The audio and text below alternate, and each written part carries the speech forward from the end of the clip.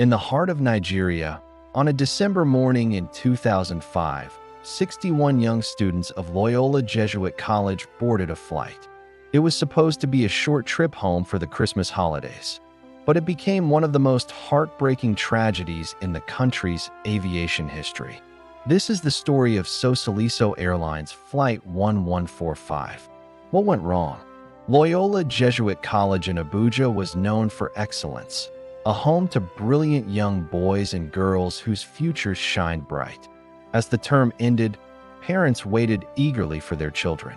The students boarded Sosoliso Airlines Flight 1145, heading from Abuja to Port Harcourt. For many, it was the last time they would be seen alive. Flight 1145 took off around 12:25 p.m. The aircraft, a McDonnell Douglas DC-9-32, climbed smoothly. But weather reports warned of strong storms building near Port Harcourt. In the cockpit, the crew received no weather radar updates from the airport, no automated storm warning systems, no wind shear alert. They were flying into the unknown. The storm really picked up as the plane neared the runway. Visibility is almost zero with bad weather.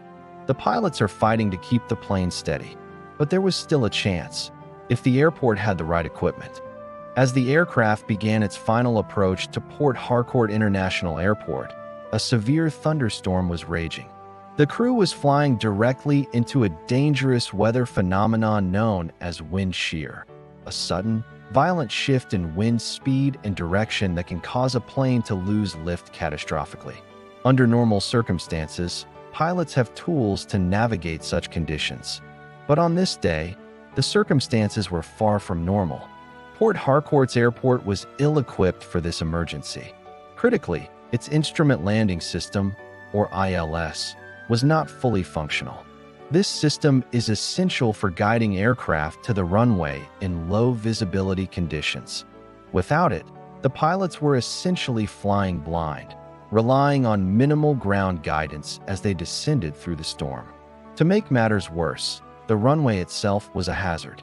The lighting was weak, and poor drainage had allowed large pools of water to form, creating a serious risk of skidding upon landing. With no ground-based wind shear detection radar and no automated alerts in the cockpit, the flight crew identified the wind shear far too late. They were already caught in its grip. The aircraft suddenly dropped, descending at a dangerously high rate, far faster than intended. Before the crew could regain control, the plane slammed into the ground, just 60 meters short of the runway. The impact was devastating. The left wing struck the ground first, and the fuel tanks ruptured, igniting instantly. The aircraft was immediately engulfed in a massive fireball. The plane broke apart on impact, and flames tore through the fuselage. Inside, many of the passengers, a large number of them schoolchildren, were trapped. In the chaos and horror, only a handful of people initially escaped the wreckage. Of the 61 Loyola Jesuit College students on board, only 2 would survive the initial crash. What happened in the moments after the crash turned a tragic accident into a national outrage. The airport's emergency response was a catastrophic failure. The fire service was completely unprepared. Their trucks were old, poorly maintained, and inadequate for the task. Some couldn't even start. Others arrived at the scene without enough water or firefighting foam to combat the intense jet fuel fire. Crucial minutes ticked by before any meaningful firefighting efforts began. Minutes that the trapped passengers, especially the children, simply did not have. The medical response was just as deficient. There were no burn specialists on site, no properly equipped ambulances ready for a mass casualty event, and no coordinated system to triage the victims. For many who survived the initial impact, their survivable injuries became fatal due to the lack of immediate and proper medical care. Parents and relatives waiting at the terminal could only watch in horror as the plane burned, hearing the sirens but seeing no effective help arrive. It was a scene of utter helplessness and despair. Out of the 61 students from Loyola Jesuit College on that flight, only 2 initially survived the inferno. Kechi Okwuchi, and another student who, tragically, later passed away from her injuries. Kechi's survival was nothing short of a miracle. She later recalled waking up surrounded by flames, unsure if she was alive or in some terrible afterlife. She had suffered third-degree burns over 65% of her body. Her journey to recovery would be long and arduous, involving more than 100 surgeries. Yet, through unimaginable pain and trauma, Kechi chose not just to survive, but to thrive. She rose from the ashes of that tragedy to become an internationally acclaimed singer and motivational speaker. Her voice, once nearly silenced, now echoes around the world as a powerful symbol of hope, strength, and the resilience of the human spirit in the face of unspeakable loss. Nigeria mourned as one. In homes, schools, and churches, the entire nation echoed with grief. It wasn't just the tragic loss of so many bright young students. It was the sudden, shocking exposure of a broken and neglected aviation system.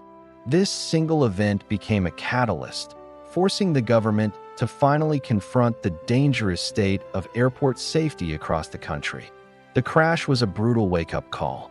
Almost immediately, a nationwide reevaluation began. Long overdue runway repairs were initiated at major airports. Modern instrument landing systems, or ILS, were finally installed to guide planes safely in poor weather, the very conditions that contributed to this disaster. Firefighting services at airports, which had proven tragically inadequate, were mandated to undergo massive upgrades in equipment and training. These were crucial steps forward, tangible changes born from an unspeakable tragedy. But for the families left behind, no amount of technical improvement, no new system or repaired runway could ever replace their little angels. The void left by their children was immeasurable and permanent. Back at Loyola Jesuit College, the school at the heart of this tragedy, a special place was created to ensure the memory of the lost students would endure. Today, a memorial complex stands on the campus, a sacred, peaceful space aptly named the Memorial Garden. It was built to honor the 60 fallen angels, the bright stars of LJC, who never made it home for Christmas that year. The design of the memorial is deeply thoughtful. It features a quiet reflection garden, a tranquil area where visitors can sit and contemplate. At its heart is a wall of remembrance, engraved with the names of each of the 60 students, a permanent tribute to their young lives. A central sculpture rises from the garden, a powerful symbol of hope emerging from tragedy, representing the resilience of the human spirit. The memorial also includes quiet, contemplative spaces where parents, family members, and friends come year after year to pray, to reflect, and to remember. Every year on December 10th, the anniversary of the crash, the community gathers. Candles are lit, their flames flickering in the evening air, each one a symbol of a life remembered. Prayers are said, songs are sung, and stories are shared. Through this annual ritual, the memory of the fallen angels is kept alive, not just as victims of a disaster, but as the vibrant, joyful individuals they were. The memorial isn't just a place of sorrow, it's a place of love, a testament to the fact that these students, these children, these angels will never be forgotten. Sosoliso Airlines Flight 1145 was so much more than just an aviation disaster. It was a searing call for accountability, a demand for change that echoed across the entire nation. It serves as a permanent, painful reminder of the non-negotiable importance of safety and the catastrophic cost when it is overlooked. For the families involved, it remains a defining chapter, a day that altered their lives and their futures forever. But even in the darkness of this story, there are flickers of light. We find it in the brave voices of the survivors who carry on. We see it in the crucial safety lessons that were learned and implemented, changes that have undoubtedly saved other lives. And we feel it in the quiet dignity of the memorial that stands tall at Loyola Jesuit College, a beacon of remembrance.